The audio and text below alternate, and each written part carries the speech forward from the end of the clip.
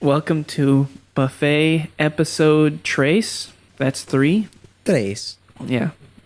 Trez. Anyway, today we have a special guest. Hiroki Wakamatsu is here.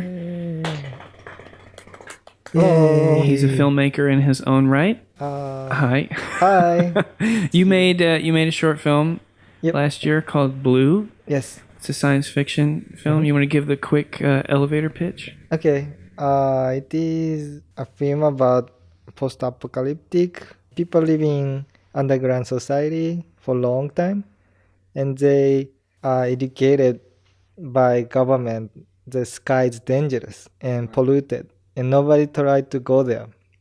And the people are living underground society and trying to be happy, but only protagonist was not happy. Yeah. He wanna see the sky. He want to be free. Right. So he tried to find a way to express himself, and he dream of going to sky. And Yeah. it's going to be at Comic-Con, right? Yes, next. I got the date right here and Oh, time. They got it Ooh. down to the minute. Mhm. Friday, July 21st, Mhm. 10:35. It doesn't say AM or PM. It's PM. PM? Yep. Cool. It's in the science fiction fantasy block. Yay! It's called Blue.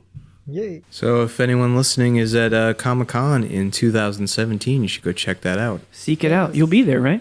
Yeah, I will be there. Sweet. So yeah. I'm Yeah, gonna go see- find him and say, I know who you are, and then walk away. A little bit scary. Yeah, please say hi to me. Yeah, for sure. Yeah. Well, what are we doing this episode? All right. Well, this episode, of course, as usual, we have a random conversation you'll drop into. And then we'll talk about food a little bit, things we've seen, done recently. We'll talk about Hiroki a little bit, actually. And then our 2 main movies for the week, one in theaters, one that I sadly haven't seen until now. Yeah. Per usual. Anyway, but this week we watched It Comes at Night, the new Trey Edward Schultz quasi-horror drama. Yeah. And The Thing, John Carpenter's The Thing. Yes. Believe it or not, I hadn't seen it. And Me Hiroki. neither. Yeah. I haven't seen. Yeah. Yeah. And he watched both of these movies with us. Yeah. Yeah. So that's going to be fun. And so, yeah, here's a buffet EP tree. I'm sorry. Ashamed of myself. That's good.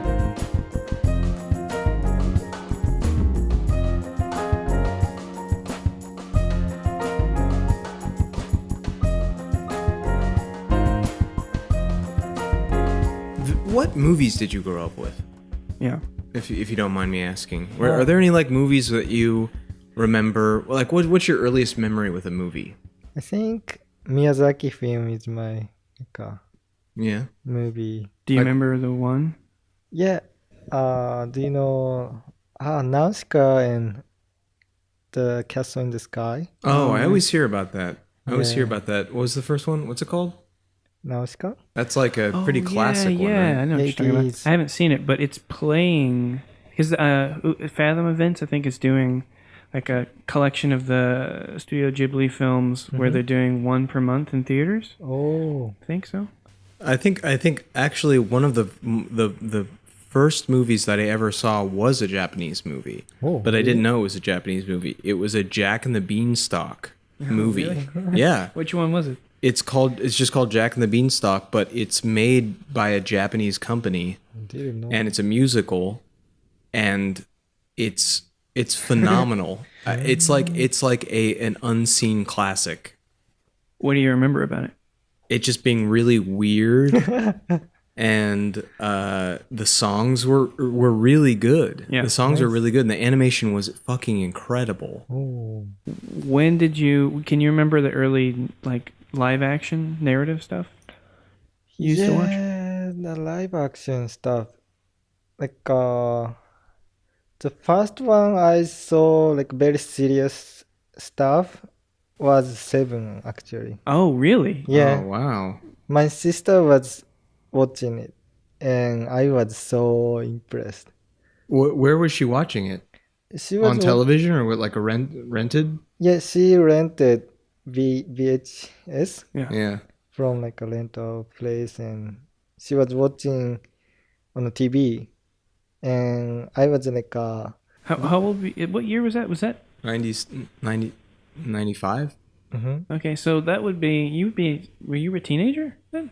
Yeah, No. I was Yeah. teenager, like I don't know, I was going elementary school, maybe third or fourth grade, I don't know. So up until then, you weren't really watching that movies that much. Or, I was watching like a Japanese yeah. live action film Yeah. for like kids, or I don't know. I always watching like a Japanese drama, Yeah. TV drama, but the Seven was, I think, my first time to see.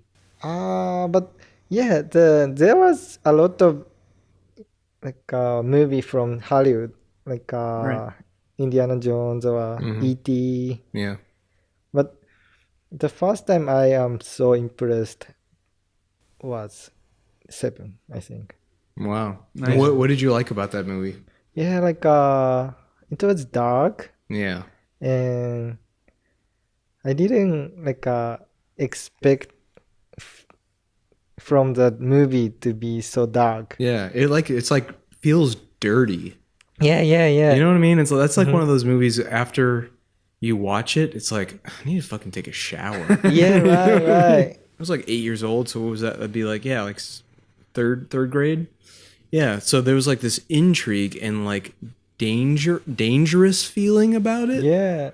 You know, where like I know my parents don't want me to see this movie because I remember my parents went out and saw it, and my mom was like, I can't believe what I just watched. She's like that. She's kind of over dramatic when it comes to like things where like she gets kind of like almost nauseous when things are too violent. So I distinctly remember my parents coming home, and I was like, what'd you see? And she was just like, oh, I don't want to talk about it. You know? My mom does that thing where she's like, "Well, they didn't need to do that." Yes. You know, movies are one thing that you do with your life, but another thing I was gonna say. Well, what were you doing most of the time? I know that you lived in southern Japan, and then you lived in Tokyo, and I know we've talked before about how you like to. You kind of had your own thing going, if I'm correct, because you moved out pretty young, right? Yeah, I moved out like when I go to middle school, so I was 12. Oh. Yeah. Yeah. Wow. What's the story behind that? Uh If you don't mind me asking. like I wanted to go to another private middle school, Oh, okay. and it is You kind wanted of, to go there? yeah, Gotcha. and it sounds bad, but I wanted to go out from my house. No, I got you. There's nothing weird Yeah. about that. So yeah, I took an examination, and it was a little bit far from my house, so I needed to go live in a dorm or like some other place. Yeah. And first I live in a dorm, and and later I start living alone actually in an apartment. And by that point, when you were living alone, how old were you then? I was 14. Yeah. Suddenly I got freedom. Yeah. Wait, were you in Tokyo? No, I was in the southern part of Japan. It is kind of countryside, Yeah, yeah. like a suburban type. Yeah, yeah. So it's not dangerous at Yeah, all. yeah. But yeah, still like there is like a convenience store or like a restaurant Yeah, yeah. or like some street like they open late. So like yeah, I don't need to care about anything, and I can go out and Yeah. like You know what this is reminding me of? Have you ever seen the Japanese movie called Nobody Knows? oh yes. I've never seen it. I've never heard of it. Yeah, yeah. It's like this woman who has maybe three kids. Yeah. She's got this like severely like depressive, and all of a sudden she just gets up one day and like leaves the kids, and it follows these kids as they are living on their own in this like small apartment for like a year or something like that, maybe like six months to a year. And they're just having to like make do by themselves. These three kids are completely alone by themselves, and just follows these kids as they like grow up motherless, like taking care of themselves. Jeez. Nobody knows. Nobody knows. That's a great title. Yeah. I think that's what, Nobody Knows. I think that's what it's called. Yeah, I don't know. It's not the same though. But yeah, it's I You were forced against your will to. But okay, interesting. What was the best things to do? Because see, here's what I have no concept of. When I was that age, I was obviously living with my parents, going to church. Oh yeah. You know, I had my thing that was all set up going on. But you were off making your own life already. What was like the cool things to do? What were the restaurants to go to? The cool place away from people you like to go hang out at and stuff like that.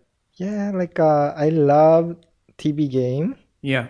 So nobody stopped me to do TV game. So if I got something new TV game, I was playing like almost 24 hours. Like a video game? Yeah, video game. Oh yeah. So Yeah. Oh, cool. Interesting. I didn't know. So what what was like big around then? Like PlayStation? Yeah, PlayStation. Yeah, I think so. PlayStation. Yeah. I think at that time the Final Fantasy 8 was out. Yes. Yeah. Yes. And I loved Final Fantasy 7, Yeah. and I expected same, but yeah, It I was- don't know. it wasn't- so But still, it consumed our lives. yeah, right? yeah. I played a lot. Yeah, that was an awesome period Yeah. for video games. What's your favorite video game around then? Oh, I love Chrono Trigger. Chrono Trigger. Okay. Yeah, it's so good. I actually haven't played that. Is that the one with the birds that you ride? Or no? I think that's Panzer Dragoon Oh, okay. Oh, on Sega Saturn. a Sega Saturn? I think that's what you're talking about. I don't know. It's like a 3D game where you're like kind of Wasn't floating there through a canyons. character in the Final Fantasy games or related to them that was a bird that you could ride on the back like a horse or an ostrich? It was yellow birds, right? Yeah. You're talking about chocobos. Yeah, it is. It Yeah. is Final Fantasy. Okay, you see how much I... Yeah. No, they're in all of them, I think. Yeah. I think Maybe they're from like a second one. Yeah, exactly. Yeah. I mean, we both have seen a lot of stuff. I mean, we've watched... Oh, well, I saw a lot of rock documentaries. I forgot about that. Yeah. I saw Long Strange Trip. I'm halfway through that one. You're halfway through. And I saw Crossfire Hurricane, the Rolling Stones one, and I saw Jocko. Crossfire Hurricane is just expertly edited. Yeah. Long Strange Trip, it still feels TV. So Long Strange Trip is a Grateful Dead documentary. Do you know anything about the Grateful Dead? Yeah, I think so. They're like this kind of like jam band, like just famously... Yeah. They have these famous tours where they just tour the earth and like have just A city's worth of people follow them. right of these people called deadheads, which are these like fanatics Okay. Yeah. who are just obsessed with them. But yeah, it's this documentary that we're watching, or that we are in the middle and I watched, but it's 5 episodes long. They're all 6. Wow, it's long. They're all like 45 minutes each, so it's a long. It's like a big thing to get through. But I think the thing about it you're right. It's conventionally made, but it's very thorough. yeah, But it's not thorough in the sense of here's just a bunch of information. It still tries to make themes and have fun with it. Yeah. And the stories it's telling and stuff.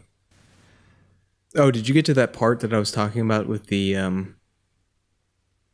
guy recording? With the crew that's making the movie, and they never released the movie. Yeah.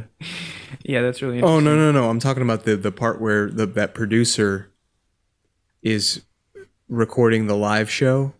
Did I tell you about The producer's recording a live the show? the recording engineer? Oh, is and he goes recording- on the stage and he's like moved so Yeah, much so that he much- has to stay there. Yeah, and Jerry looks at him and he's like, "It's okay." Yeah. That's the Just- thing that's really great is the episode where they're talking about the fans, and while you're watching these interviews and they're getting so moved, Yeah, and they're like coming to tears at the fact that this has been a part of their life. You're like, yeah, that is powerful shit, and you can't really yeah, fault them for giving their lives to this stuff. It's Yeah, pretty pretty spectacular. They kind of leave Jerry in a weird place. I haven't gotten there yet. Okay. We'll see. So we'll continue this conversation. Yeah, we'll continue. But yeah, you got to watch Crossfire Hurricane too. Yeah. That's on there. I don't know much longer it'll be on there, but yeah. And then Jocko. Jocko is similarly made Yeah. to the Long Yeah, Strange very Trip. similar. Yeah, But I think the thing that Jocko gets is that it is an amazing musician in person that never found enough life after death right.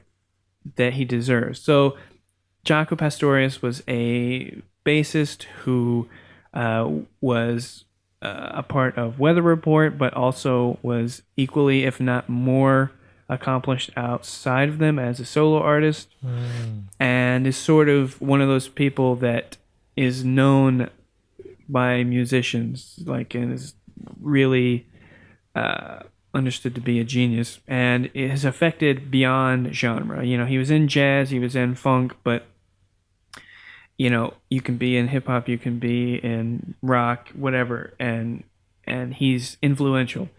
And you know, like, he was the guy that took the bass, you know, kind of to the front of the stage, and has a lot of great sort of classic songs like Portrait of Tracy and Come On, Come Over. But he and also Chicken. invented like a whole style of playing the bass, which is Really? So he filed or he took off all the frets on his guitar. So and then turned his bass into like a fretless bass, Yeah. Oh, okay. which That's cool. produced this really like distinct sound Oh. that he Did he invent that? I don't know if he specifically invented it, but I know that He wanted it to sound like a cello, right? Yeah. Like a stand-up Okay. bass. if anybody is walking around, like, I mean, yeah, I mean, he is the original serious voice of the fretless bass. If I don't have my facts in front of me about who was the first, but Yeah. he's definitely the first that anyone heard, Yeah. for sure. But it's such a gorgeous sound. But that's the thing that I like about the doc, is it really revels in his music. And then, you know, as he the person degrades, you know, I think it treats it with respect. It doesn't,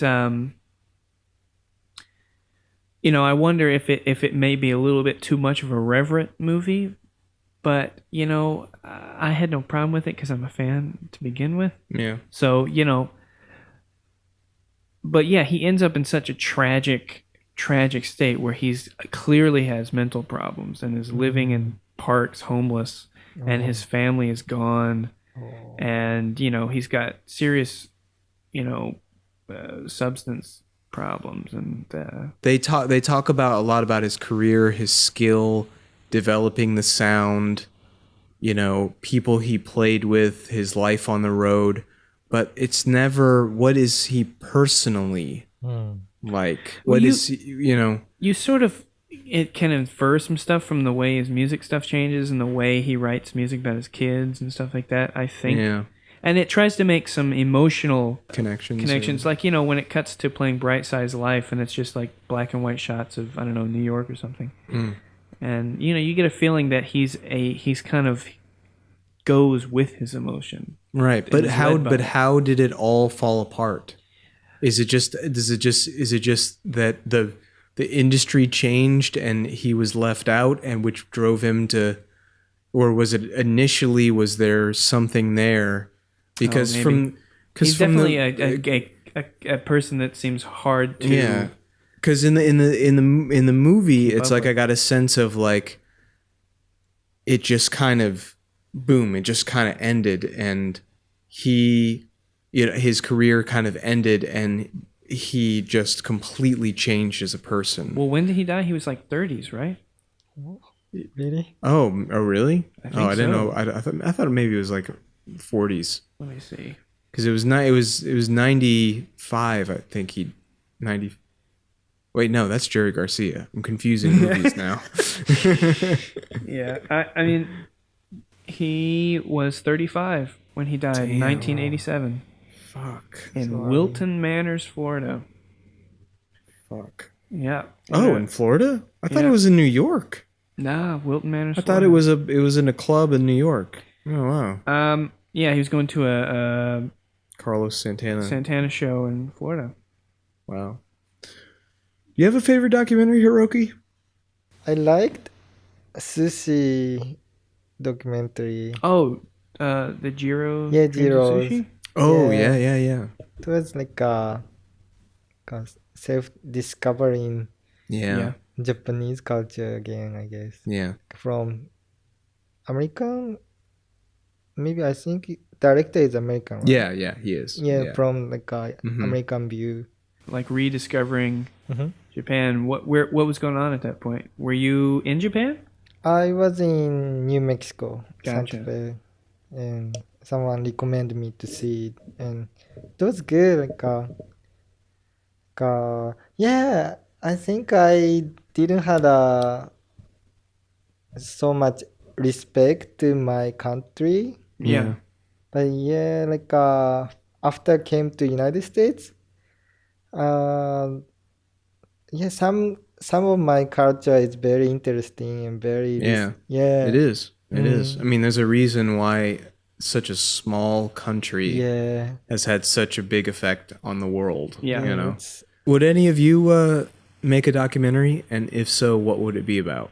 Well, I want to do a documentary about the process of kidney transplants. I know I've talked to you about, Yeah. but because I want to do a version that seems deceptively boring, Hmm. that makes it look about all this anecdotal stuff where it's like, yeah, I was eating potato chips and I didn't like the kind that they had at the hospital, so I went down the street and got some. Yeah. And then I was late to the thing because I thought it was 2 blocks and it was actually like half a mile, and I just wanted them in. You know what I mean? Yeah. A series of those things around the process of getting the transplant and coming out of it and stuff. Yeah. So that it's not about this like whole harrowing thing and making it an overly melodramatic experience. Because for the person getting it, it really doesn't feel that way. Yeah. Unless you suddenly have kidney failure and like it comes out of nowhere and stuff like that. But for a lot of people, it's very mundane.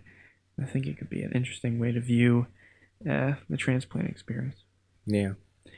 But also, That's cool. it'd be cool to I'd make like a that. I'd documentary see that. about root beer. What about you?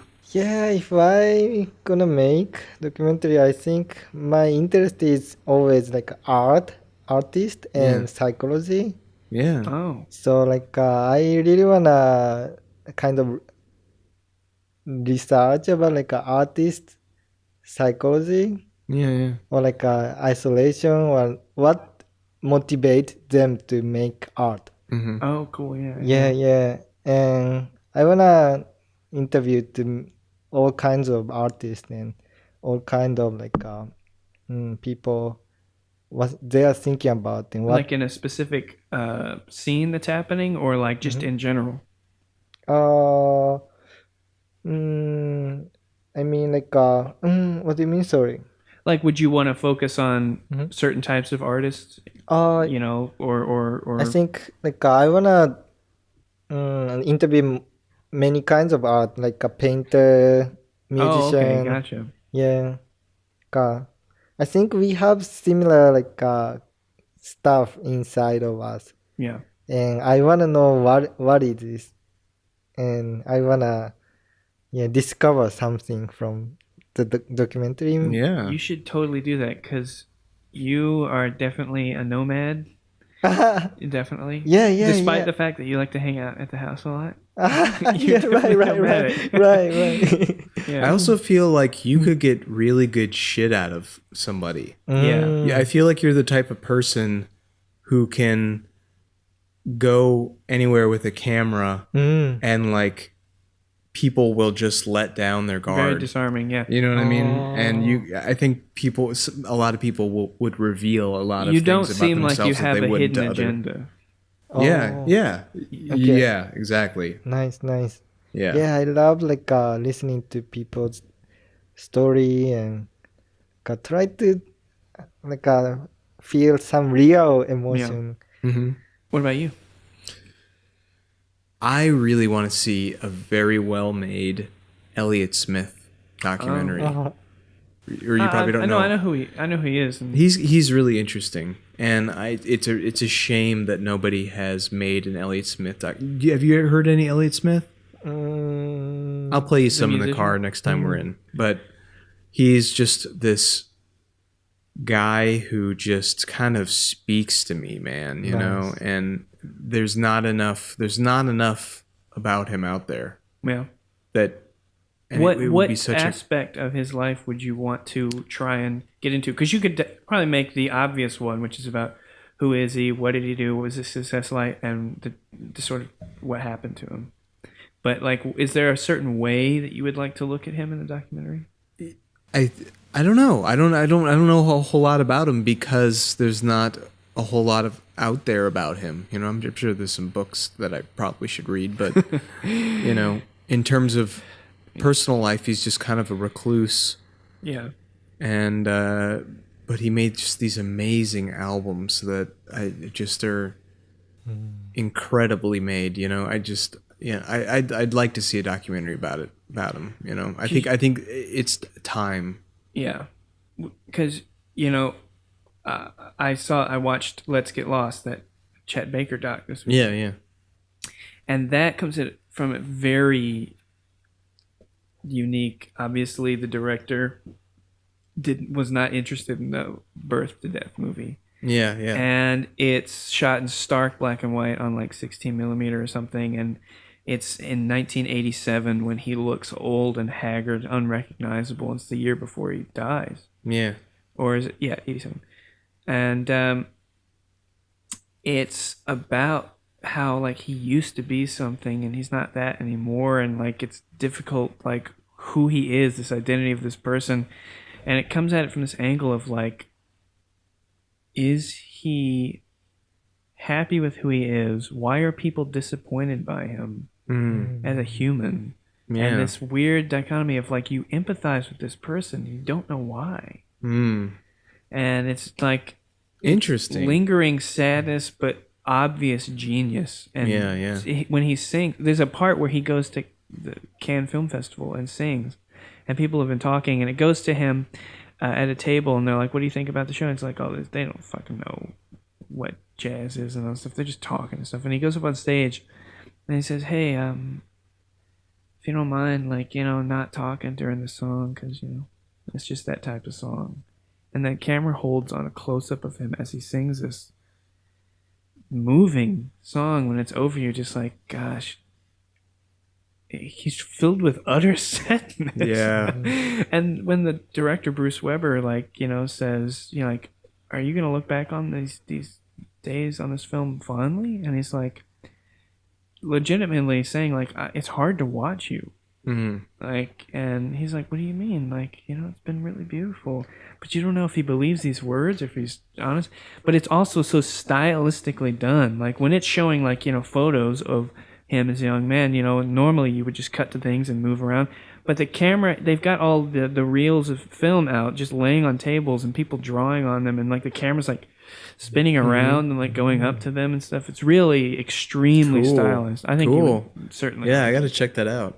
But that reason why I'm bringing it up for the Elliott Smith thing is like, that sounds similar. It's like very obviously saying, we all know that this guy made iconic stuff. We all know that he's a musician and is good at it. There's something beautiful about watching somebody sing or perform with utter sadness. It's crazy, like how because the songs are a significant amount of time, and you have to endure it. But that's the thing. But I think why we like watching that kind of stuff, listening to that kind of stuff, because it's nice knowing that somebody out there Mhm.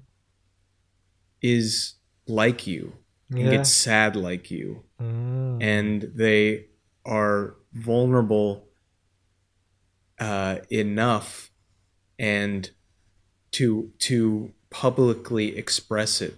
I think that's why, because like Elliott Smith, his stuff is sad, but I don't sit there and get sad because I'm listening to it. Right.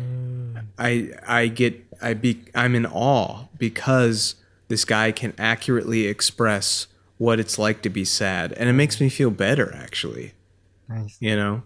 That somebody out Because there. the intimacy is there. Yeah. probably. Oh, I mean, dude, that's like It's not somebody talking at you or singing at you. It's to have with somebody. you. Yeah, exactly. To be vulnerable is probably one of the biggest things human beings have a problem with doing. But it's also one of the most important things somebody can do is be vulnerable, because when you're constantly being bombarded by the world being like, "Hey, we're perfect," you know what I mean? I don't know if it's Everybody's necessarily- life is amazing. I don't know if it's necessarily that people. I think we've gotten a little past saying that it's perfect, and now it's that we acknowledge that it's perfect, and I'm on the right path to Yeah. perfection, towards perfection. Yeah, yeah. Right. Which is not true. No, Artists like Chet Baker and Elliott Smith and Jaco Pastorius, they bring just a vulnerability to the world Nice. that is needed. Yeah. We Yeah. need to see people who are not who want to say to everybody, "Hey, I'm not perfect."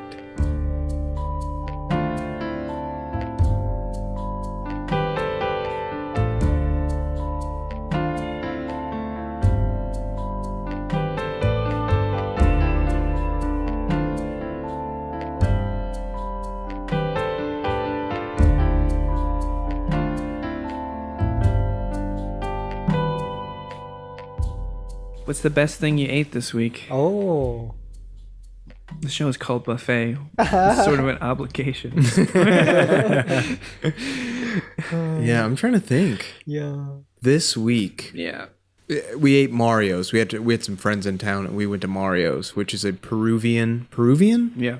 The dish that they're known for is like it's like steak, Mhm. tomatoes, onions, Nice. Potatoes. and like French fries on top of white rice. What? Yeah, it's And interesting. It's seasoned and like got a lot of oil going on. Yeah, too. yeah, yeah. So good. And it's and it's got delicious. this green chili Green chili. sauce that you put on Is it top. chili? Is it jalapeno? No, it's Chili? chili. It's Okay. definitely chili. Yeah, It's very spicy. it's very spicy, like to the point where if you eat too much, you're gonna regret it the next day. I mean, I barely put any on it, and it's really Yeah. doing a number on me. But And then they give you rolls, Mm. like just so good. just rolls with butter. It's a place that is not good if you don't want to be fat, Yeah, but it's perfect. yeah. Oh, you know where we gotta go What? again? Mhm. Porto's. So good. So good. and Have you been to easy. Porto's? Yeah, the Cuban. Yeah. Oh, Have you had Cuban food there? Yeah. Oh shoot! What'd you have? I had a croquette thingy, Oh, nice. Oh, so you had the pastry? pastry, and I also got. I went like 3 times or 4 times. Yeah. Oh yeah. But yeah, Oh, I that's got- right. You lived right over there. Yeah, I was That's so right. close to the bakery, Yeah. and I got I don't know what to call it, like a sandwich, a flat bread Yeah. Yeah. sandwich with the chips, Yeah.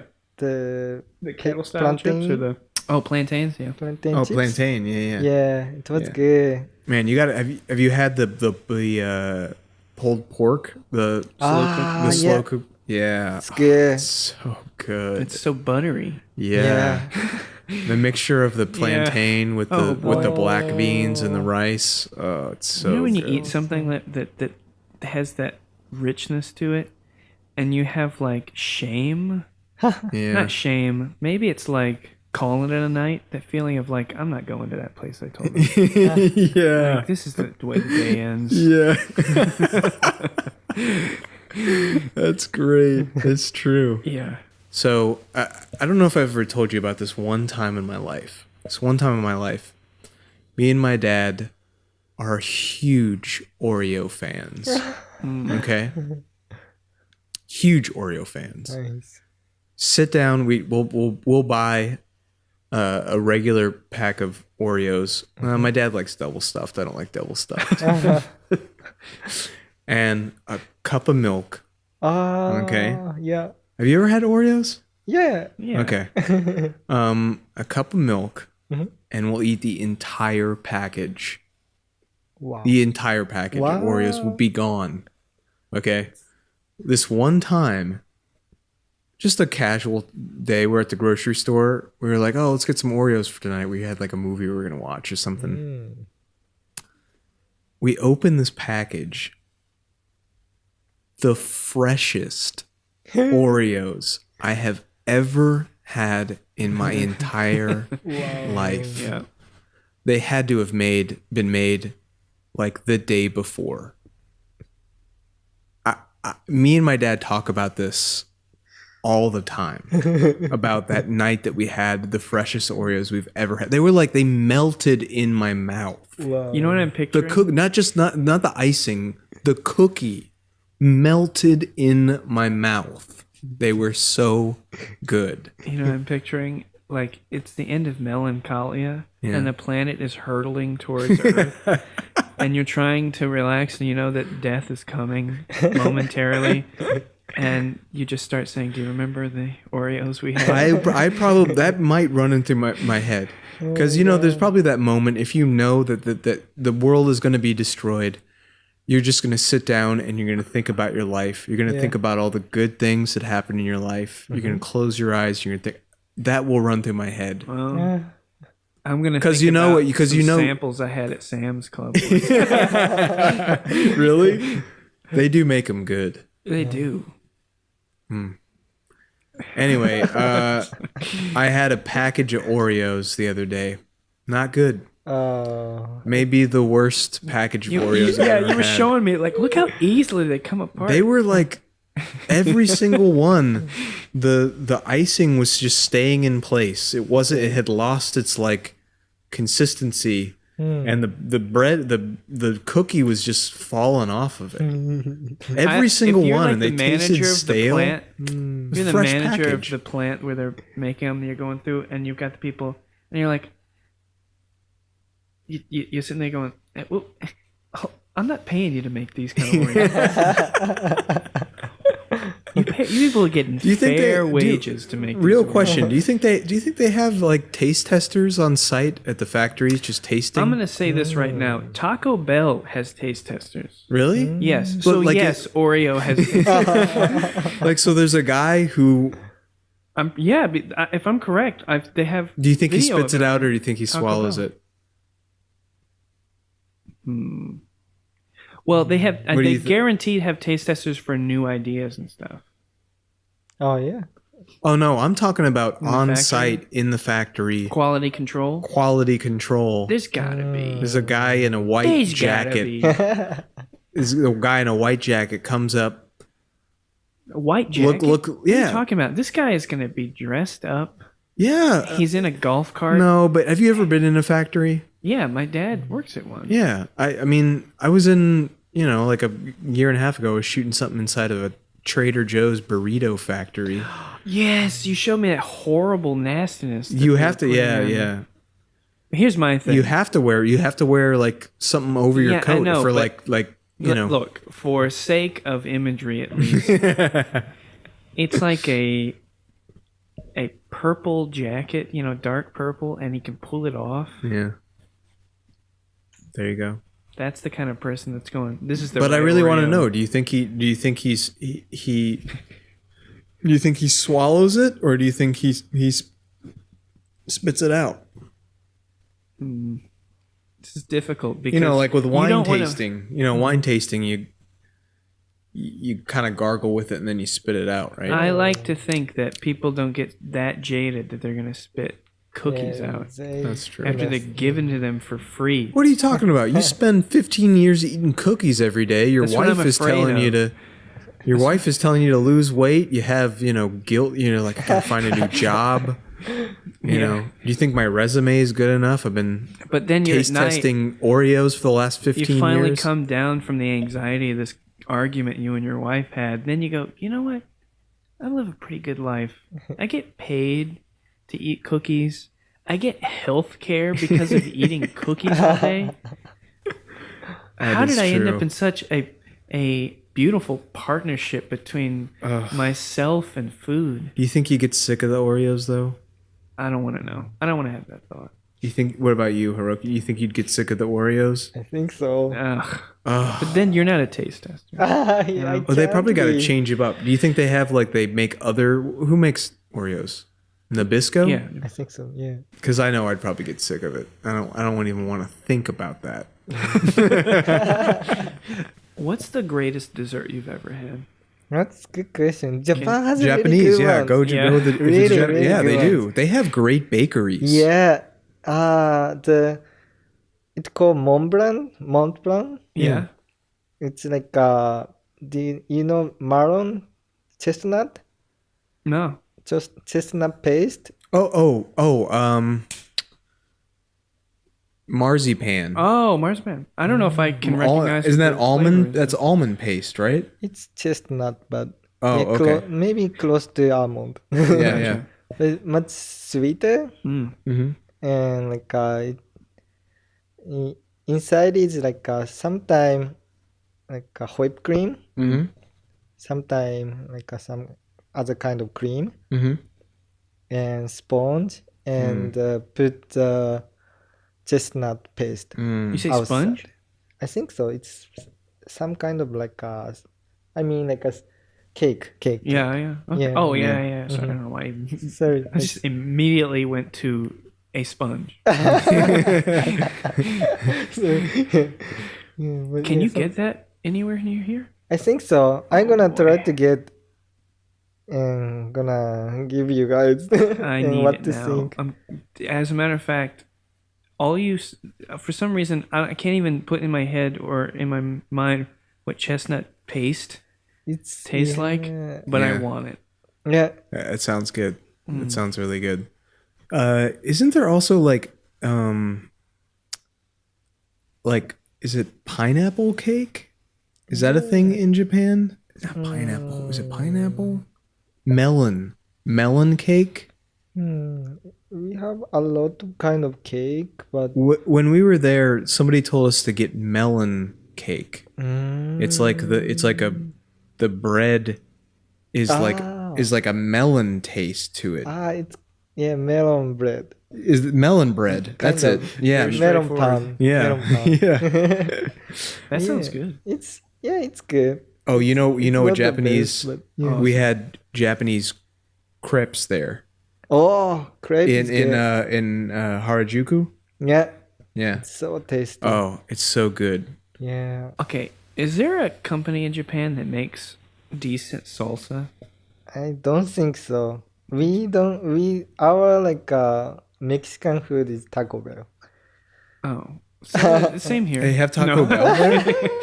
They have Taco Bell there. Yeah, we got first Taco Bell store in Tokyo, Yeah. and there was a lot of line.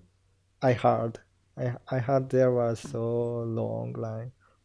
What's happening? Yeah, because also from what I heard, because we mentioned to a lot of Japanese people, that we went to a Mexican restaurant there, Oh, and they were like, "I hate Mexican food." what? A lot of Japanese people were like, they don't like the taste of Mexican food. Oh, Actually, we've had this conversation where it does seem that way with a lot of Asian yeah. folks. But you have mentioned to me how much you like enchiladas. Yeah, I love enchiladas. Yeah, Yeah, I loved New Mexican food. Oh, Very yeah? meaty and yeah. very cheesy. And green chili too. That's true. Yeah, That it's is so delicious. good. It's That so is good. That's a great idea, and I don't know why they don't do that. It really feels like it only happens around New Mexico. Yeah, I don't yeah. understand why that's not taken over. What is it? So good. California, They just right? put green chilies on shit, and it's so good. Yeah. Yeah, they are good. It's just a very simple idea. Just put it on the thing.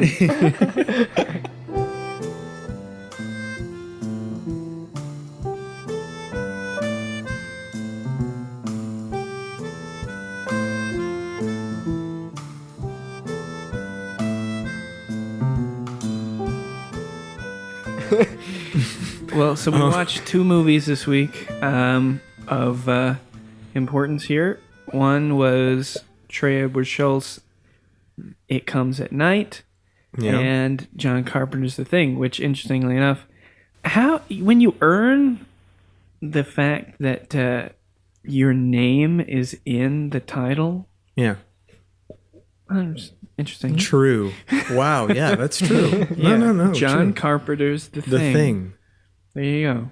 which I think had a lot more connected than I Yes. knew. Right.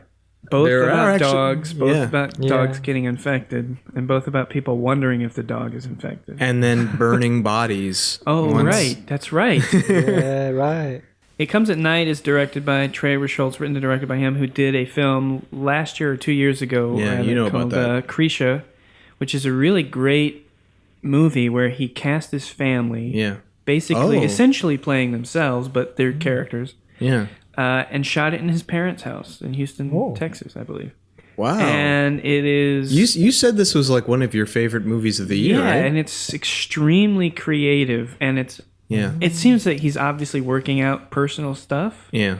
but I don't know, he does it with such flair, and his family is great. They're like great actors in this Whoa. movie, and that has a thing about dogs too, which is interesting.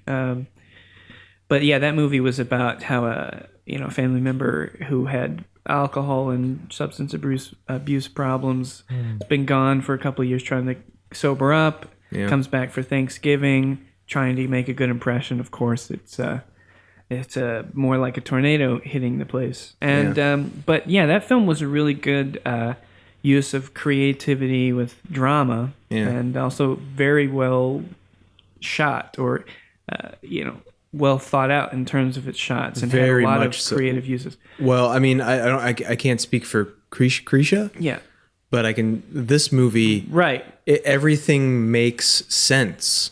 Right. This actually, Visually, with the way that they shoot it, it all has a point. he's very precise, and Yeah. that's what I was saying. You can, even though on paper, if you were to write the log lines for these 2 movies and then say this is the same director, it wouldn't necessarily make sense until you see the movies and you can see a clear vision and a sense of personality translating into Yeah. different genre here. Yeah.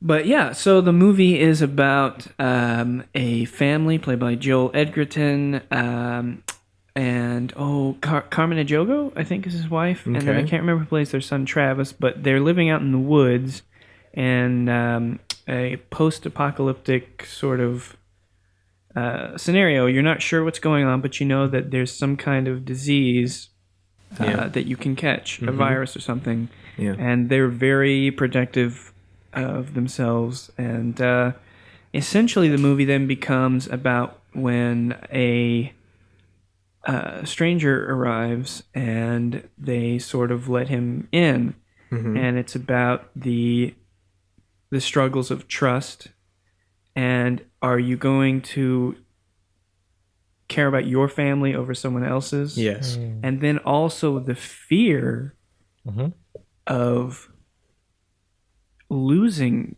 yourself or your family. Basically death. Your Yeah. fear of death is what Yeah. this is about. And are you going to give it to someone else in exchange for keeping your life? Yeah.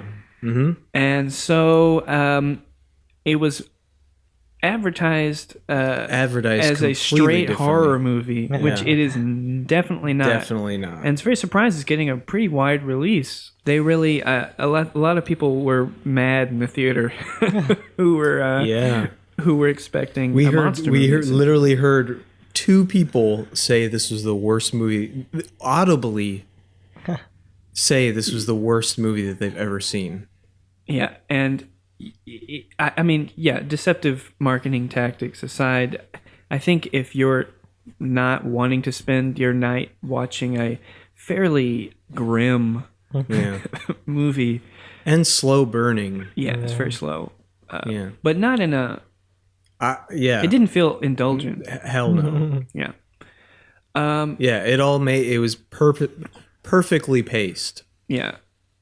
for what it should for what it should for what it is, you Yeah, know? because it's a psychological movie, and Right. it plays, well, it clearly plays with thought, and the movie is also playing with you, the audience, what you're thinking, because it doesn't give you almost anything in terms of context. Yeah. You have to sort of piece together what you might want it to be or might not want it to be, or and stuff like that. So I think it's I really liked it. Yeah, I loved it. I loved it.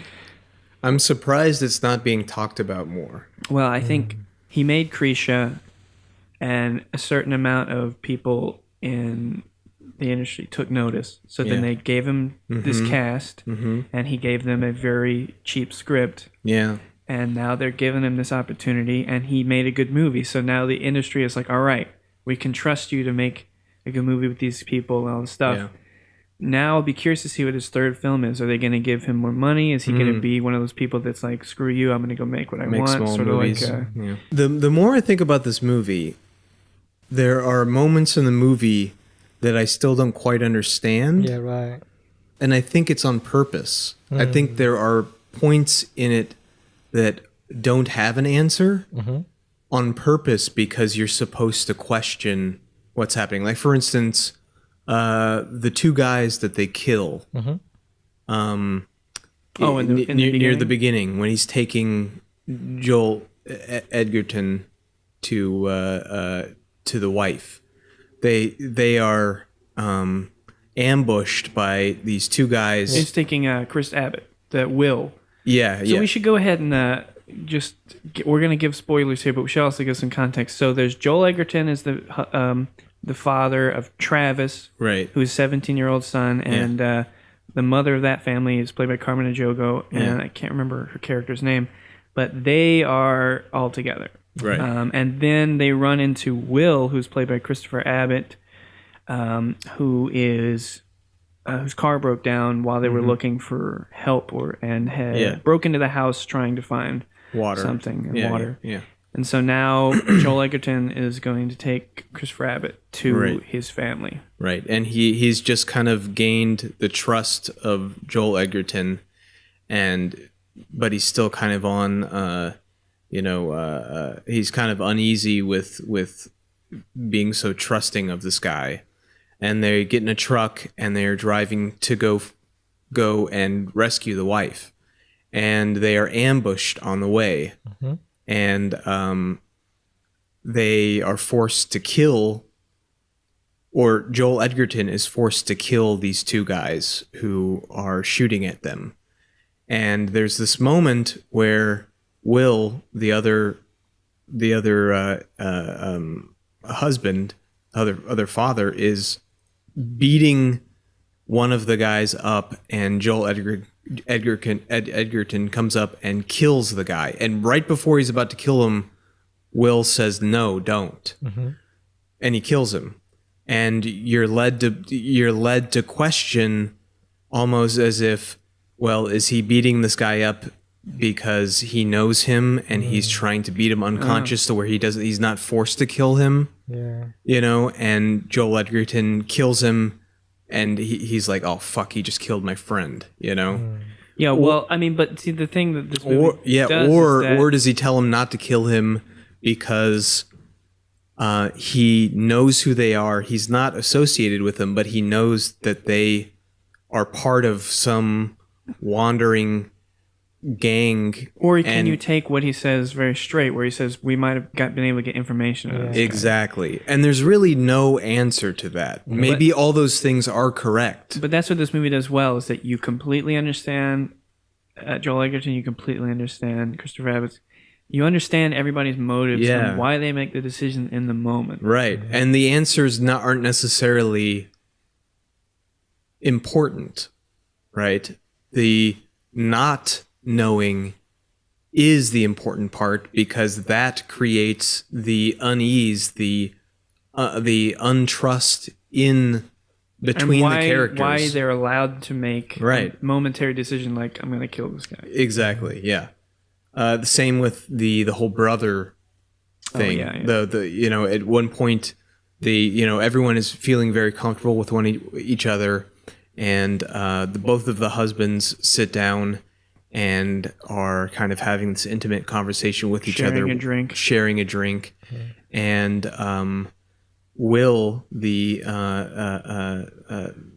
new guy, kind of lets something interesting slip where he says he's an only child, but previously he had mentioned that he had a brother, and Joel Edgerton, right? brother, that's the thing, is he calls him his brother. He calls him his brother, but still, there's no answer to that. There's no definitive answer as to whether he was lying or not. Right, but it also suggests that that's where they might have been in the city, because living with the brother-in-law. Yeah. And then why isn't he with them? Maybe he was sick and they were with Yeah, the sick exactly. person. There's so many things that could possibly be, and they could all be true.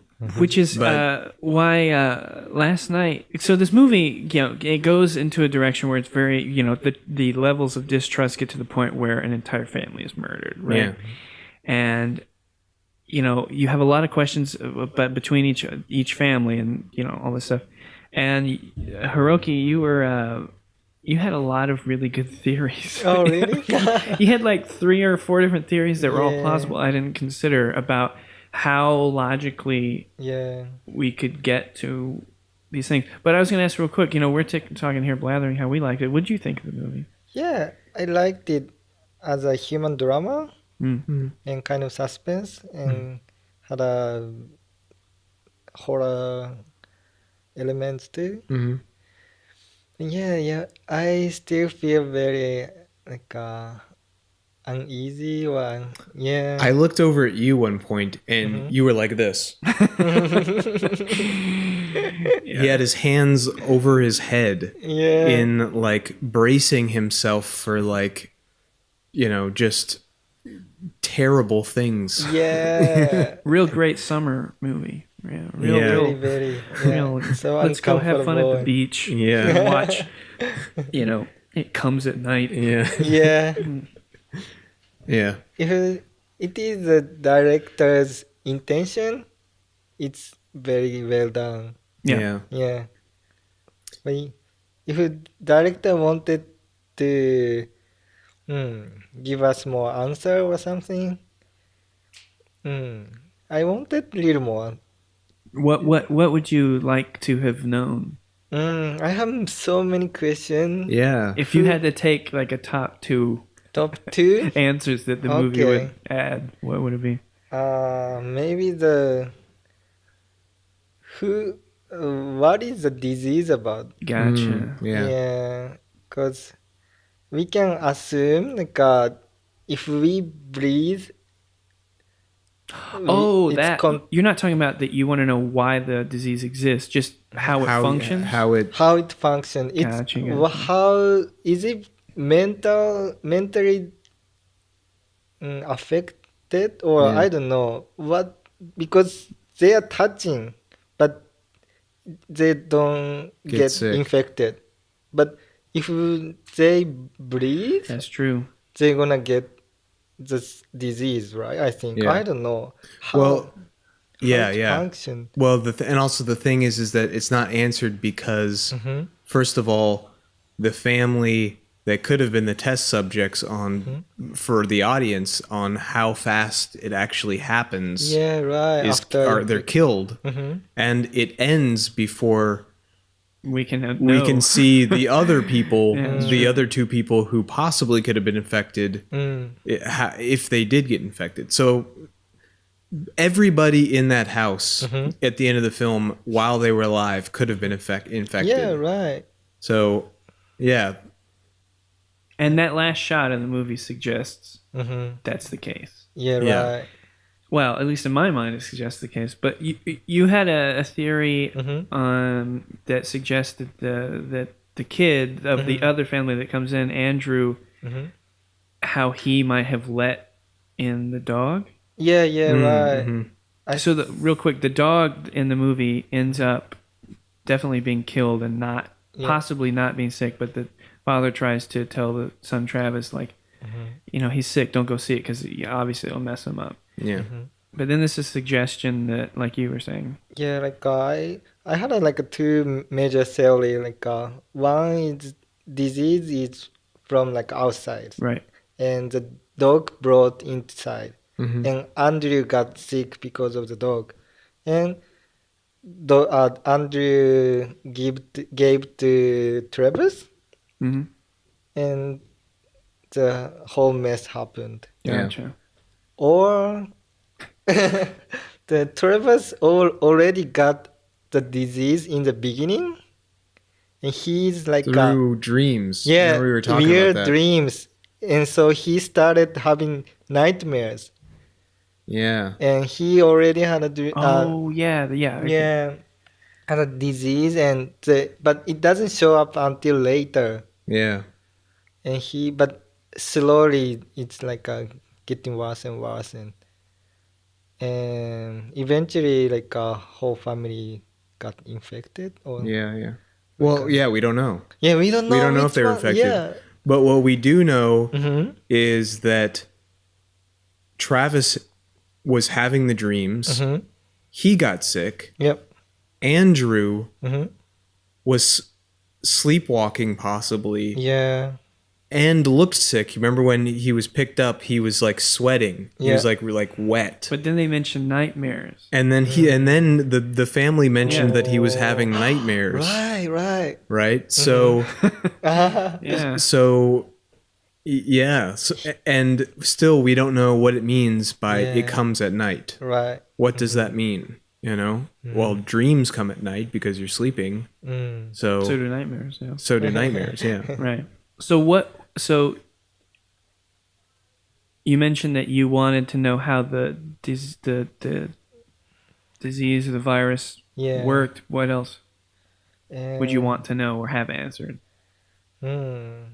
Yeah, like who is actually got disease and Oh yeah, well, but I don't that's know. how I feel like that's how the movie. Well, I wanna know something. What was the dog running after? yeah, that's a good question that's true. too. That's a really good question.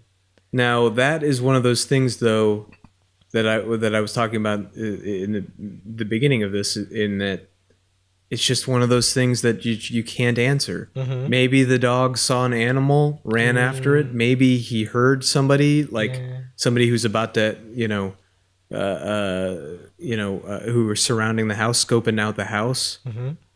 It doesn't matter. It's one of those things that doesn't matter. The dog left, which caused tension in the house, which, it's just one of those things that doesn't need to be answered. And I'm so glad that it's not answered. Yeah. Because we wouldn't be talking about it if it was. Because then the second half of the movie would just be all explanation. If at the end, right. because if at the end when Joel Egerton is violently taking them out of the house, if Will broke down and was like, okay, listen, I'll tell you everything, okay? I'm actually part of a group of people, and we were looking at your place. We go from place to place, and we just kill people and take their stuff. We're all part of the group. And my son, he was sick before we got here, and I'm sick too. Or if it was all explained, it just cheapens it. Well, what's interesting? I watched this movie with the lens of everyone was genuine. Yeah. When you first have somebody show up, you are with Joel Edgerton going like, all right, I want you to prove to me. And then when they arrive and there's the whole family and stuff, I started to believe everybody was acting in the right interest, even though it was for their self, not for everyone. Or it was divided by family in terms of the end of the line, what the interest is. But I never, even in the scene where he mentions the brother-in-law, I still have this part of me that was going like, okay, he slipped up, but he might have a fine reason that's not Yes. ill for Joel Egerton's Yes. family. Even that if he didn't had say. lied about it, Yeah. But Joel Egerton at that point is, I mean, it was solely to save his child Yeah. and save his wife. yeah. I mean, how is that not noble or a noble or Yeah. noble or a good thing to do? exactly. You know? Okay, well, I can tell you one thing that I thought was going to happen that never happened was I thought Travis was going to make a move on the wife Yeah. and that's right. that would cause I'm glad they didn't do that either because that's Yeah. kind of a cheap move. yeah. You did that. Yeah. But it's something that happens, and it, regardless of whether it was going to happen or not, the most interesting thing is wondering if it will happen, Yeah, exactly. and having that feeling of like, oh God, please don't. Because you Don't can do understand it. Travis is like probably doesn't Never- have a lot of no. experience and he has a lot of desires. Yeah, exactly. And this is a movie where the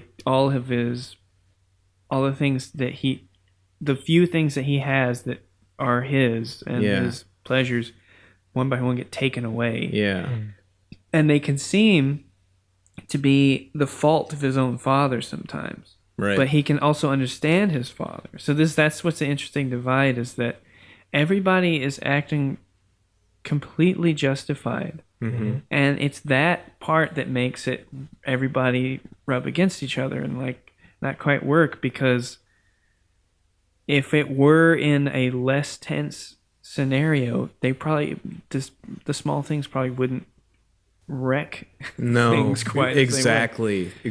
Being in such a vulnerable place and in such a cutthroat world, those small little things are huge, are amplified so much that a small thing could end up like it did in the killing of every single person there, you know? Yeah. Right.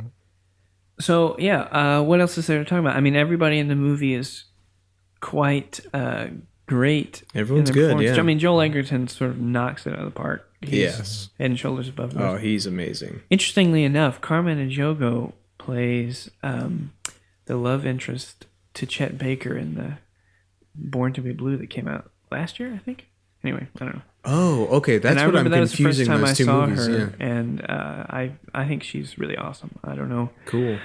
why she's not in a bunch of stuff because I think she's really good. But Yeah, everyone was really good. even the kid, like the young kid, Yeah, he was Andrew, good. Yeah, he was good. Usually kids Yeah. are terrible. Yeah. Yeah. But Well, and yeah. also it's interesting. The family was almost a younger reflection of Oh, the yeah, family. that's true. You know what I mean? So I you didn't put that together. so you get a sense that Joel is kind of wise in that he's been doing this for longer, but they're the same family. They're like, Yeah.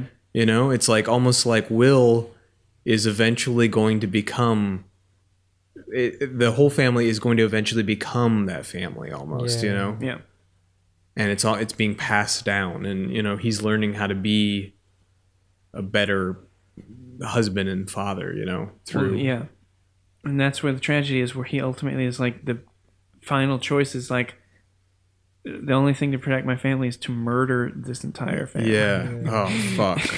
when he shoots the kid. Yeah. Oh, First. Jesus. Yeah. That's terrible. And he has no choice. Yeah. Yeah. I mean, what do you do? What do you do? Do you kill that woman or do you not? Oh, yeah. It was a merciful act that he killed. Yeah. I mean, I guess so. That's what I took it as. It's like I can't. She can't go on living. You cannot. Yeah. Yeah. Yeah. Fuck. Geez. Yeah. I mean, it's a really heavy movie to come out Yeah. in June and be Yeah. advertised as a Right. monster horror movie. Oh man. That's the thing that I think is pissing people off Yeah. is that let's go out this weekend, and it's like your It comes first at night. date? It comes at night. Even harkens back to like the 80s almost. Like, doesn't it kind of sound like a a slasher type goofy movie, you Right, know, but the like sort of style of it is not. no, not at all. exactly. That's what I'm saying is that the title itself is almost It's all a deceptive. trick in the advertisement. That's true. You know, I don't know. I was telling Jeff earlier. It was as if you tricked people into like accidentally seeing a Holocaust movie. yeah, And like when it's over, you're like, oh yeah, well, it's nice meeting you. You know, maybe we'll go out again. yeah. It was good soup. Good soup. The thing I like about Trailer Trolls so far that I guess just the visual directing is very like as shots are happening, you are in the moment progressing with the story because of that shot. Yeah. And it's not a bunch of blathering on that people are saying.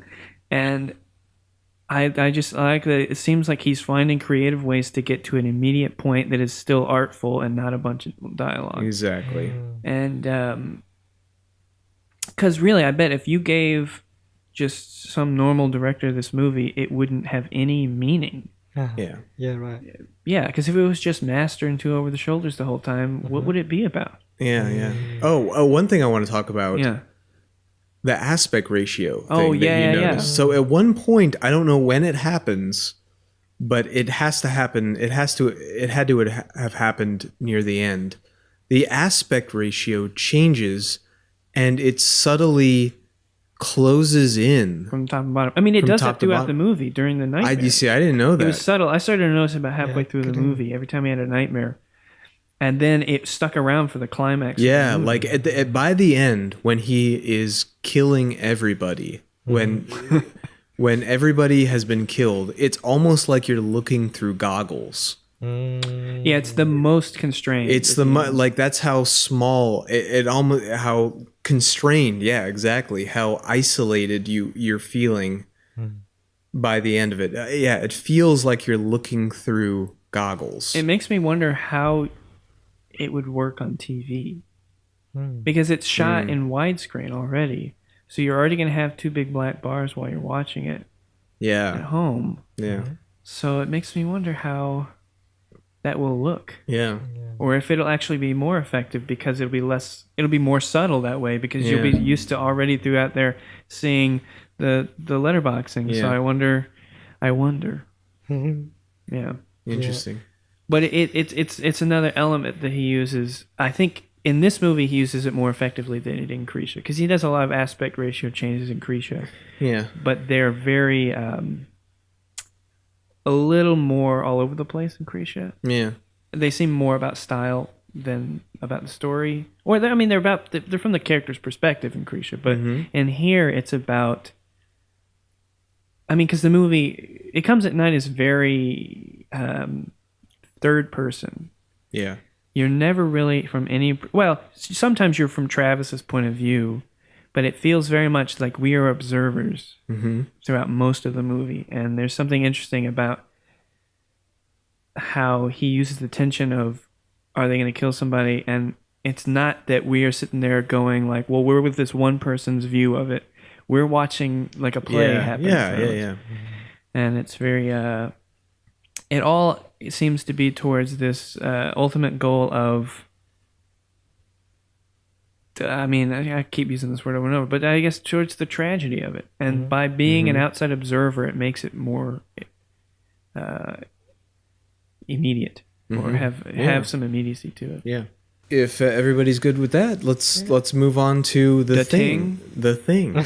Yeah. Oh, yeah. The thing is JC's Tea. Yeah. JC's Tea. JC's TT. Yeah, it doesn't quite have the same no. meaning. Anyway, John Carpenter's The Thing. Yeah. So, obviously directed by John Carpenter. I want to say it's 1982. I don't know. Around that time. Here, hold on. Let me get this. The Thing was directed in 1982. It stars Kurt Russell. It stars a slew of names. Yeah, Wilford Brimley. Keith David. Donald Moffat, Gotta give that Donald Moffat some more love. Richard Dysart. All right. Look, We're getting into the. Let me see if I know any of these other names. Anyway, it's a pretty big cast, I'd say, for kind of one of those. Point of the story is this is a movie that is like obviously a classic and is well loved by people across Earth. Yeah. And Hiroki and I had never seen it before, and you tend to make me feel like a real jerk.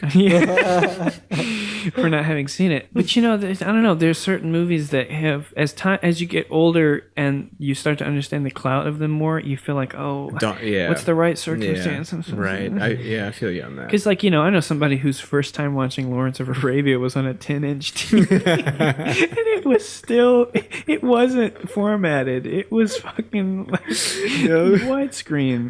It's like, I watched Lawrence of Arabia on my PSP last night.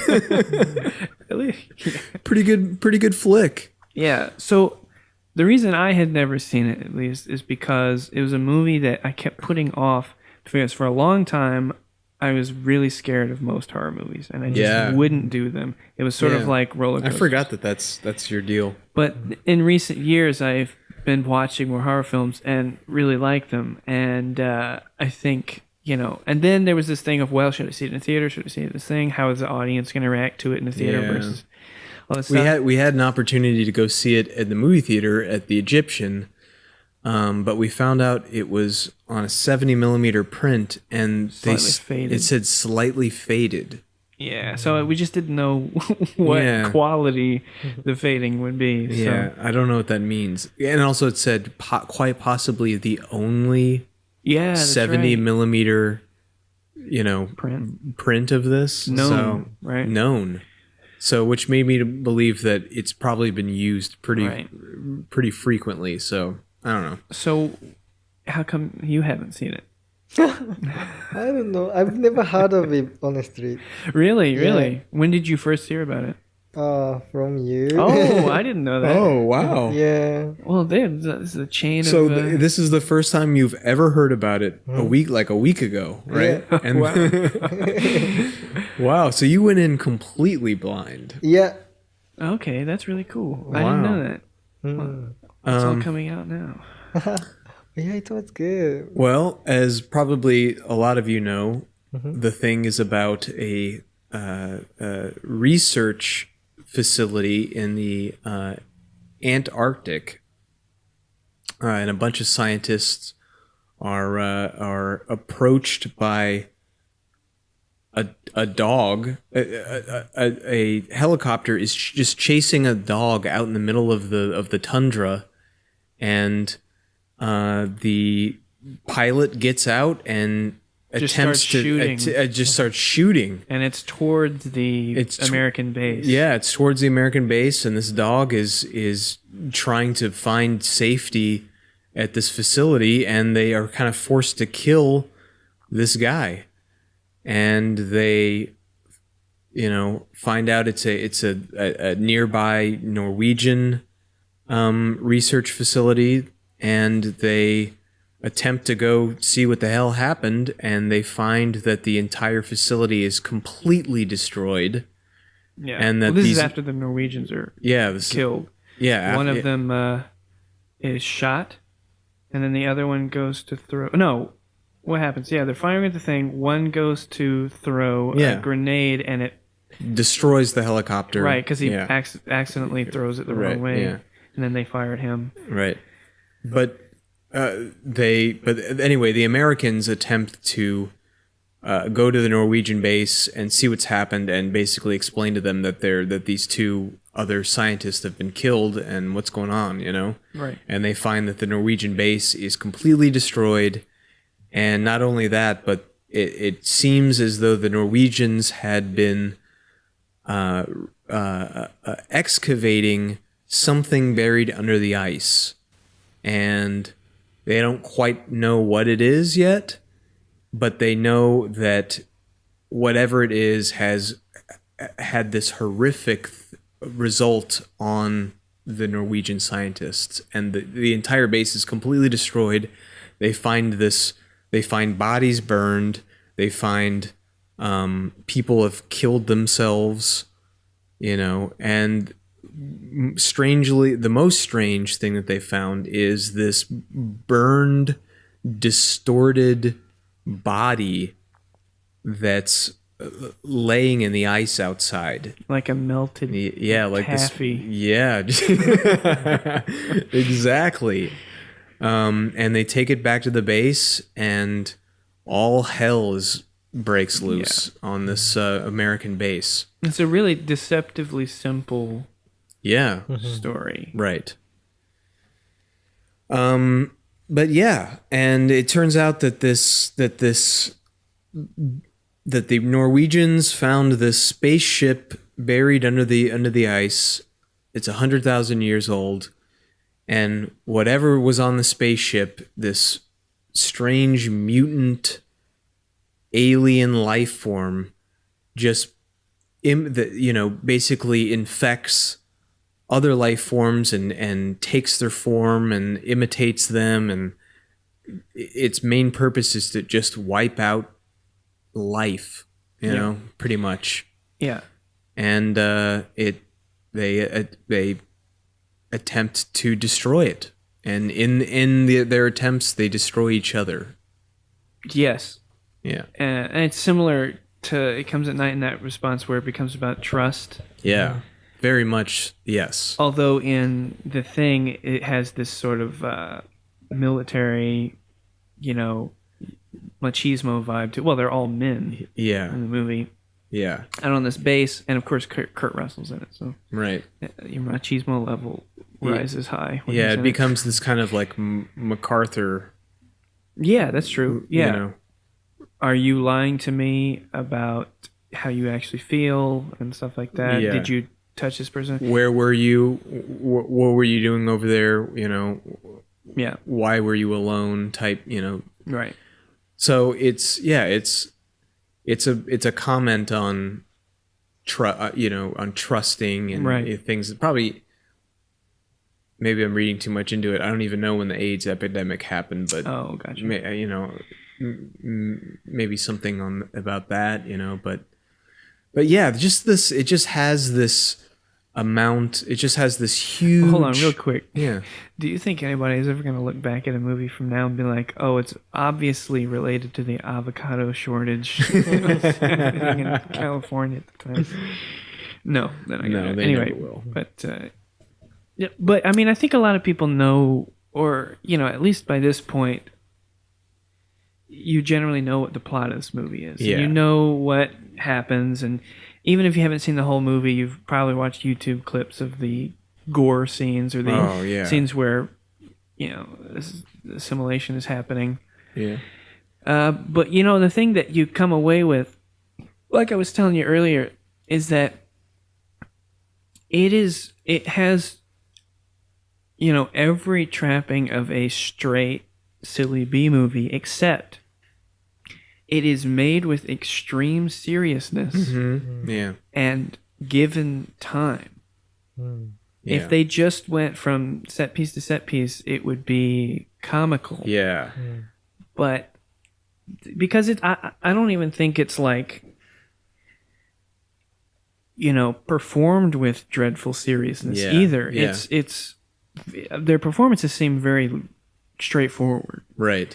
But the look and the pacing and the amount of dissolves in this movie really give you this feeling of like time is passing and something is coming. Yeah. And you should be afraid of it. Right. Like, well, and there's not, there's 3 scenes,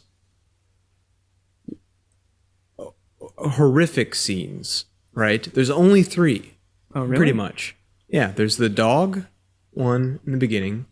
And the Norris one. And then the spider one. And then there's they're sitting on the bench. Oh, I guess with the blood, right? Sitting on the bench.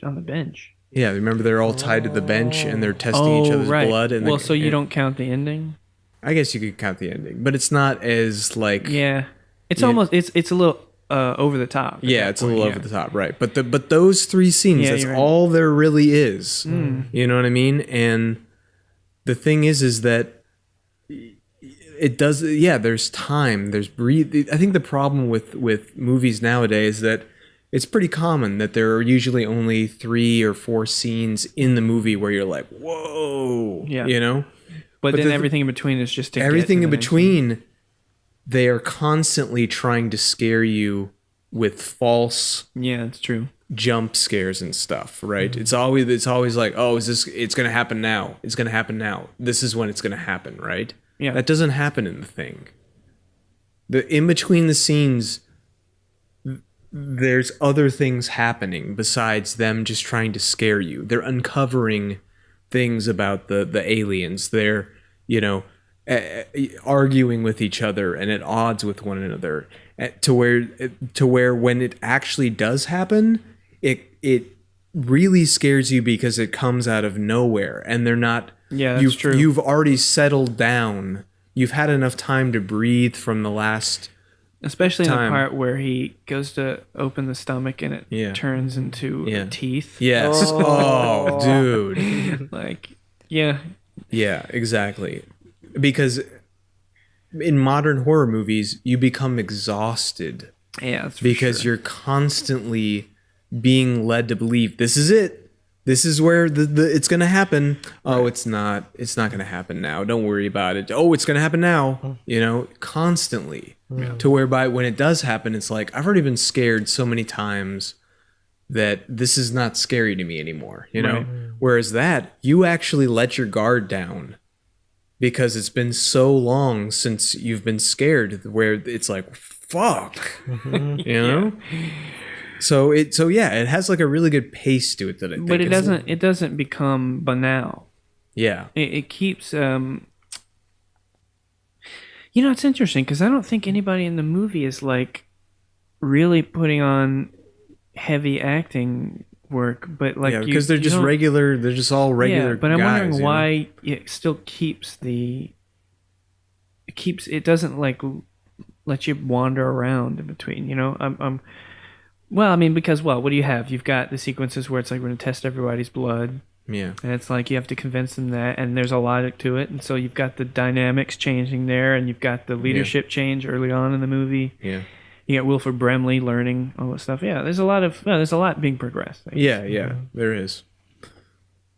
Yeah, it's an interesting movie. Also, what I like about the movie is that it seems like in modern horror movies that are kind of like this, there is a great deal of I am very smart. See, this is what we do. We're all scientists. Yeah. This is what we're doing before. Just benefit of the doubt is what you're Right, getting at, exactly. You don't. What are they doing in Antarctica? Yeah, it What are seems those like, guys- It seems like it's just obligation. Yeah, right. Yeah, It's like, we're here for now. It Let's just- feels like you kind know, of almost like military, almost. Yeah, you very know. much so. Especially Kurt Russell. Yeah, for sure. Which I like. I just like it where you get to the point. You know, like they're scientists. We understand that. Okay, cool. Now they're just like stuck in this situation. Doesn't matter who you are at this point. Yeah, You know what I mean? yeah. I like that. Yeah. What do you think? Yeah, it was really good, and I liked about it that this film about was like we have one fact. Somebody, the one like terrible creature came here, and nobody knows who is infected, Yeah. Yeah, and nobody can trust. Yeah. And I liked about is like everybody has different reaction to it. The Yeah, one yeah. smart guy was like researching about the thing, and the possibility of like surviving is 0%, Oh yeah. Oh and yeah. he get crazier. Or like one other person is like smoking or drinking, Yeah. try not to think about it. Yeah. But one person is like I feel responsibility, so I'm gonna give it the leadership to other person, so you Yeah, can yeah. do it. Everybody has a different like reaction to it, Yeah. and it's very like represent the society, I think. Oh yeah, yeah. Oh, yeah, That's a good yeah. way to look at it. Yeah. I can consider that. Yeah. So yeah, I enjoyed a lot. Yeah. Yeah. Mm. I also like how they're not afraid to put doubt in you about the main character. Oh yeah. Yeah, that's You know what I true. mean? Like there are so many times where it points towards him Mhm. and you are meant to believe that he could possibly be Yeah. it. The person that you could be it. That's the thing.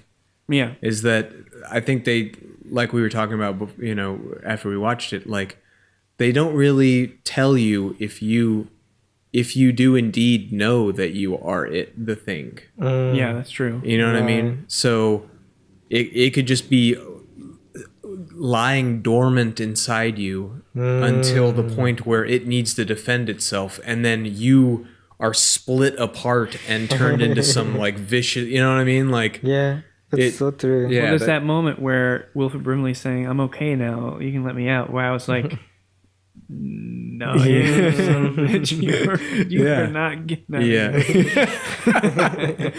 You son of a bitch. Yeah, because this is a guy who earlier was like, "If anybody comes near me, I'm dead," and Yeah. now he's like willing to go hang around and be casual. No, Yeah. no. Yeah, exactly. But you know, it's interesting. So you know how earlier you were asking what you want to know how the virus, the disease functions, and it Oh, comes yeah. at night. Mhm. Here's an example where it gives it to you. Mm. So, what do you? Why do you think it worked in the thing? Mhm. And how do you think it would have worked? Do you think it would have worked similarly in It Comes at Night? Yeah, I think so. Like the thing, we at least can know what's gonna happen. Right. And like yeah, like You know what? Well, I mean, but in It Comes at Night, you see the grandfather in the beginning yeah, right. covered in like he's gray, and there's Mhm. the things popping up all over his skin and stuff. I mean, yeah, right. you're given that forewarning in the beginning. Mhm. I mean, what happens in the thing is far worse. Yeah, right. Yeah. Yeah, I don't know why I feel very uncomfortable about it. Maybe like I think the point is that you're not told how you get it because that creates, if you knew exactly how you got it. yeah, Oh, it's just sort of beside the point. You're right. Right, exactly. So if you knew exactly how you got it, yeah, then there would be a point where like, did you touch him? Well, you got it then. yeah, Right? right. You know what I mean? That's Whereas it's like, did you touch him? It's like, yeah. Okay. Did you touch him a lot? Okay. that's Well, true, then I that's think true. you're okay.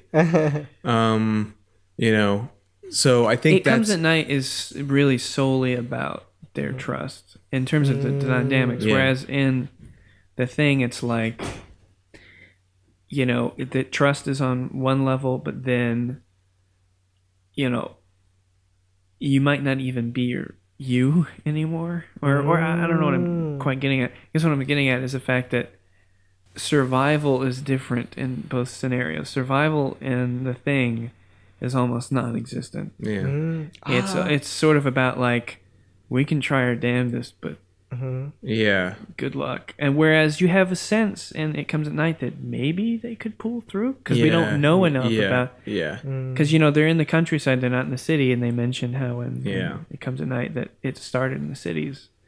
Whereas in the thing, it's like, where else are you gonna go? And you Yeah. have no way of flying out Oh, of yeah. here. yeah, right. You are stuck, and there's a storm. Yeah. It's like, Yeah. The sense Yeah. of all is lost is like so high. I mean, to the point where it's like, it's already gone. How can we prevent this from destroying the world? You know what I mean? yeah, exactly. So Well, I mean, and when it finally comes down to it, where Kurt Russell's like, none of us are getting out of here alive. yeah. It's like, so let's just kill this motherfucker, right? Well, let's just keep it from getting out of here. Or it's like he says something to like the effect of like, let's heat things up. Yeah, that's right. Which is like, by that point, you're like, yeah, Yeah. Great choice. Everyone goes along super like this. Okay, I'll grab the because- dynamite. Let's just rig it all up. Yeah, because I think there's no question at that point. It's like, yeah, that's the best. That's the positive way of looking at it. At that point. Yeah, that's the most positive way. Yeah. Like, I think I'd rather kill myself than become, an imitation and like violently, who knows it. Like, it looked like those things when they turn into the thing or the distorted. They look like they're in pain. Yeah, for sure. Right. You know what I'm saying? Yeah. Like, it looks like they're in like a hellish amount of pain. You know, I don't want to be that. No. You know, It's like, because it consumes you, right? You're right. yeah, It's not like Invasion of the Body Snatchers where they just put your body somewhere. that's right. It like you become one. Yeah. You know. Yeah, it's assimilation, and it takes time. Yeah, that's the right. scarier part. Yeah, it's like- not like you're gonna go away real quick. It's like I'm going to have to deal with it. That's so great. Yeah. At that point, it comes at any point. And damn well, please. Yeah, exactly. But I do like the fact in the movie that it has to be alone, or Oh, yeah. basically it has to be alone, and they have to prod it out. Yeah. I like that because that gives it some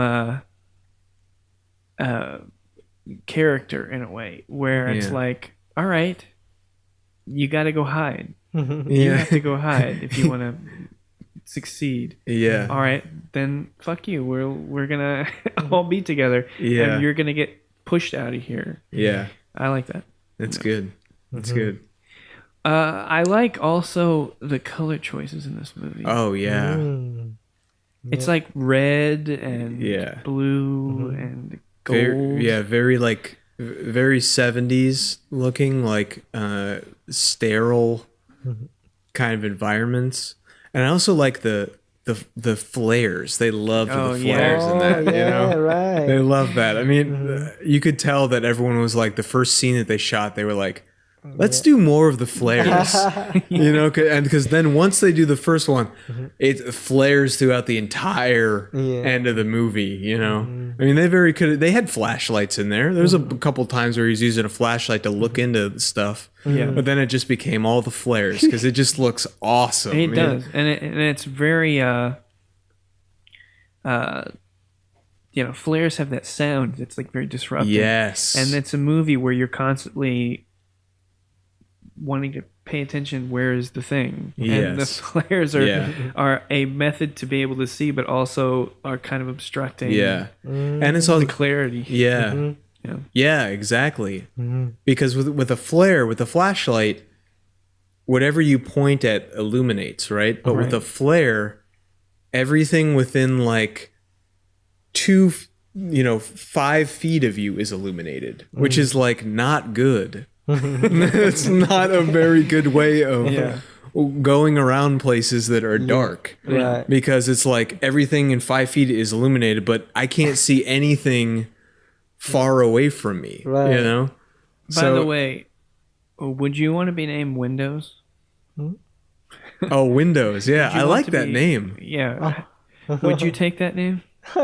It's such a 70s like name though. Yeah. Mac. Like to name a Mac and Windows. There's two characters named Mac and Windows in the movie. what are you referring to then? McCready, he goes by Yeah, Mac. yeah. And then Windows. That's it. Just two operating systems. Oh. Oh my god. Whoa. Wow. I bet I'm not the first person to point that out. Wow. Wow. That's the first time I've ever heard of it. Okay. That's so Mac cool. and Windows. Yeah, I mean they Wow. don't, but there's nothing beyond that. They don't like Yeah. make anything out of it. But that's cool though. But I did. I Well, was it's thinking. it's before any of those. No, Windows was a thing. Like late 80s. Well, as far as but Windows and Mac started in the late 70s, if I'm correct. I don't think so. Yeah. No. All right. Well, Irrelevant. yeah, I know. I really liked the windows. He was like a good because he was the child. Which is interesting. I was wondering if he was going to be the first person to go, but it was interesting that his character built actually. Like at first he was just like a get away, I don't want to do it. Right. Then it became somebody that would be like, all right, I can help you. Yeah. I noticed this. There's a really modern cut, the most modern cut in there, and I don't think I usually see this in movies around that time. There was a cut where who's the guy in roller skates? Oh, was it Knowles? No, not Knowles. No, Norris? No. No, it was the guy who was playing the radio a lot, right? Yeah. Because there was that Knowles? There's Knowles is one of the last guys. Oh no, Knowles is the last guy who gets taken in the mine underground. Yeah, I think that might have been his name. But anyway, he's tied to the bench, and there's a cut of the close up of the needle. Oh yeah. Going into the thing, and then you see it cuts to him, a close up of him, and he goes. And then it cuts immediately to him holding the blowtorch next to Kurt Russell. I feel like that was a really modern when he cut. finally realized it wasn't him. Yeah, it was like a jump cut through time. I'm curious. I'd have to look at it Yeah, again. it feels really, really modern. But okay, Windows debuted in November 20th, 1985. Oh wow! Why did I have this feeling that Star Wars and computers happened? No, dude. Okay, let's see Macintosh. But I thought the cinematography was really good too. Of course it was. I think the fan has a theory like the protagonist is already the thing or not, right? Oh yeah, that's true. Yeah. It could be interesting to know, I think. Because, even I cannot detect I am the thing or not, right? Yeah. That's so scary. Yeah. For sure. Yeah. Yeah, like inside it's already infected, but yeah, I don't know. That's so scary. Yeah, that's really creepy. Yeah. Wait, when was Alien? 79? Yeah. I mean, obviously it's influenced heavily from Alien, but I don't think so much so that it affects it makes me think that they ripped it off. Yeah, you have a different set of characters. Because it's pretty much, I mean, yeah, it is. Yeah. The characters are a lot different in their approach and how they're sort of, because by the end of Alien, you're like going, yeah, get that fucking piece of shit out of here. Whereas in like by the end of the thing, you're like, yeah. The end. I guess what I'm trying to say is the setup is kind of the same, which is these group of folks happen upon, a disaster area, right? Where something has gone completely wrong, and there's this life form that gets loose and is now with us, right? And now, we have to escape it, and we have to figure out what it is and how to stop it. And it seems like we're all going to die in the process of doing that. And the most we can do is to just destroy everything so it can't make it anywhere else, which is, I mean, that's pretty much The Thing and yeah, I know, Alien but that's what I was in getting a at, nutshell. the B movie trappings. Yeah. And how they escaped them in the filmmaking. Right. But I was also going to say, I think that we haven't even talked about the score, and it's so good. Good use of pulse. Yeah.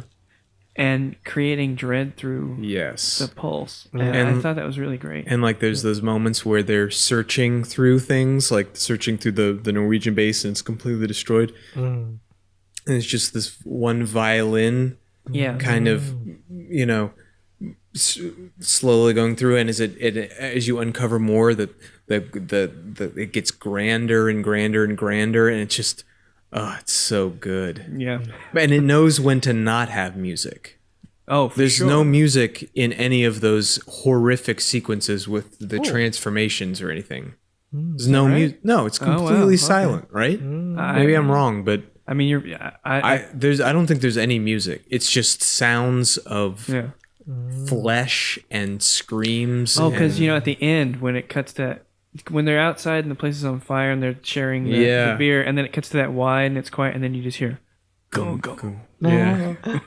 go. That's when you're like, oh, it's gonna happen. Like it's succeeded. Yeah. But anyway, yeah. So any final thoughts? I mean, everyone enjoyed it. I think 2 really good movies. Yeah. But anyway, so it was good having Hiroki on. Hopefully we'll have him on for another episode. And don't in the forget future. to go see his movie Blue at Comic-Con on the 21st, July 21st at 10:30 p.m. 10:35, I think. 10:35. I think Get there early, get a seat. Yeah. Go shake his hand, say, I heard the podcast. I don't agree with your opinions on It Comes at Night, but, I respect you. This movie better be good. Anyway, yeah. So I that's think that episode about 3. wraps it up. All right. Episode 3. Catch you later. Bye. Bye. Bye.